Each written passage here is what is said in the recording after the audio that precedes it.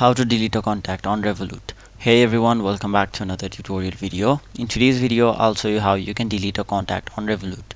So to do that, first of all, launch the Revolut app on your mobile device and simply log into your account.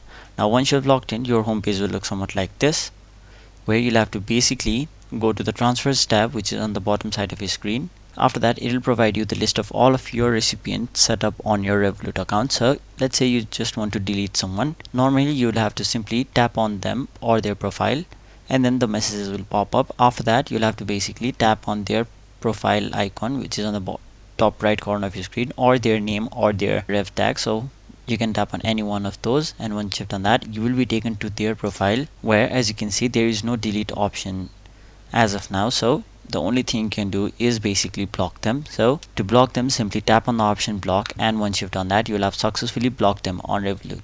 So unfortunately, as of now, you cannot delete a contact, but the only alternative is that you can block them. So hope this video helped you guys out. That was it for this video. Thank you so much for watching.